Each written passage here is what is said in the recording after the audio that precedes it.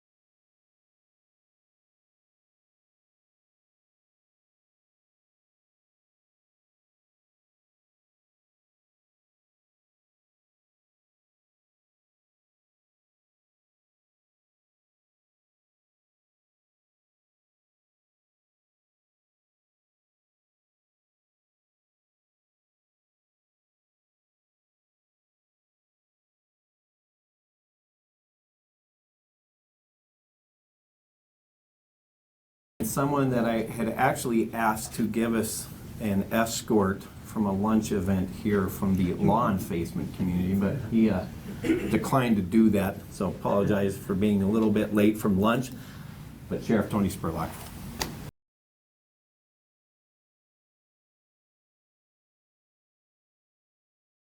About the issues in law enforcement that are surrounding immigration. And of course, we always end up on the nightly news, it's usually something bad that law enforcement finds itself in regards to immigration. But our charge, and I don't speak for all the sheriffs and the state or the Chiefs of Police Association, I tell you that our charge is to keep the people of our community safe and to enforce the laws.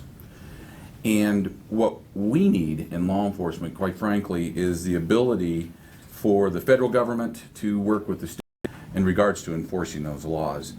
And I want to just carve out just a few seconds of that is, you know, the impact that I see in my community are it's criminal behavior by a variety of different people. And contrary to popular belief in some circles, law enforcement politics. We see criminal behavior and we focus on that. And that's what I always tell all of my counterparts. I mean, our job is to be fair and appropriate and try not to get... Engineering, hospitality, is there an industry that wouldn't benefit from a pipeline of ready, willing, able, educated, skilled workers? I don't think so. In terms of keeping our state competitive, in terms of keeping our country competitive, don't we want to be able to access the best and the brightest as a resource? And he talked about, you know, color. The only color the business community sees is green, the right color, right? The one that spurs economic development, opportunity. The ability for us in this country to move forward on this issue, to me, seems like it's attributed to partisan politics. Be just that. Make an appeal to your legislators. Yes, it's predominantly a federal issue. Make an appeal to your federal legislators and ask, what can we do to move this forward? What can you do to show leadership on this issue? Don't talk about what happened in the past and who didn't do what. They're out there. They're actually out there. You know, some people would have you think that it's just too difficult an issue to get our arms around. There are ways to those, and not so much at who did what before and who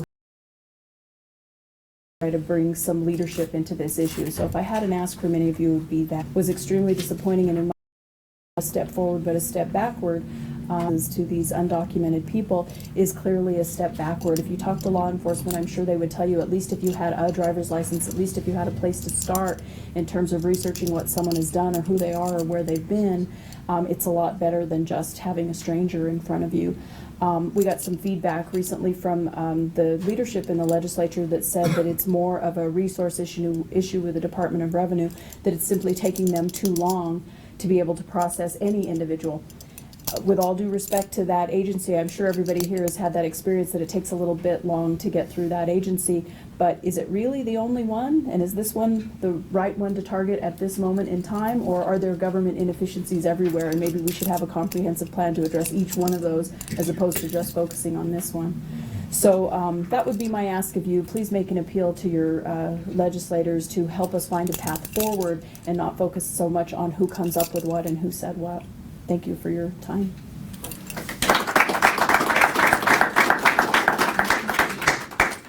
Our final speaker at today's press conference is Brent Boydson, Vice Chair of Public Policy for the Colorado Farm Bureau. All right. Thank you, Jeff. I think I watched a little too much Fast Five last night because I think we need Arapahoe, Aurora, and Douglas County to line up and see who has the best cars on a green light. So I know too much Vin Diesel, but like Jeff said, I am Brent Boydston, the Vice President of Public Policy for Colorado Farm Bureau. For those of you who don't know, Colorado Farm Bureau is the largest agricultural organization in the state. We say we represent everything from alligators to zucchini. And if anybody can tell me where the alligator farm is in Colorado, I will buy you a cup of coffee. So, but immigration and agriculture, they go hand in hand. And it doesn't matter whether you're picking peaches in Palisades or bagging potatoes in the San Luis Valley, dealing with sheep, herding sheep on the western slope, vegetables right here in Brighton or dairies in Fort Morgan. There is a huge need in agriculture for labor reform. You know, farm Bibles, Badges, and Business Coalition, another great resource. So thank you for being here today and have a wonderful day.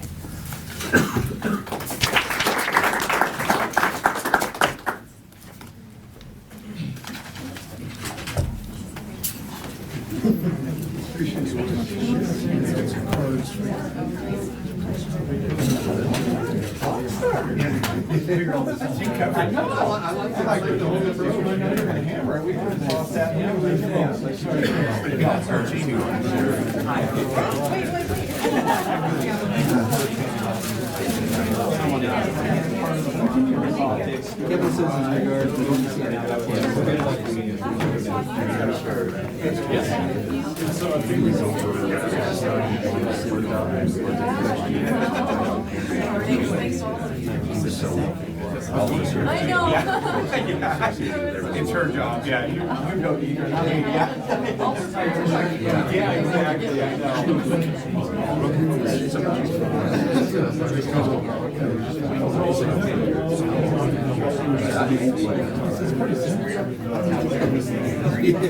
I don't think that's necessarily going to work because they're going to be looking for that. But I think, yeah, I think they'll be they'll start probably the first kind of social questionnaire that's coming.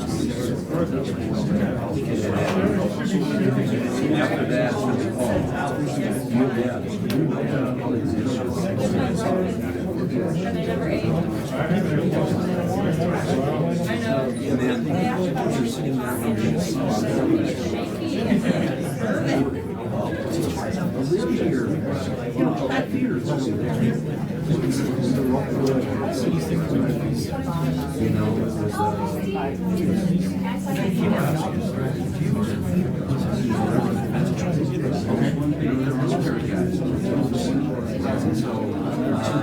I'm trying to work with, I've been working all of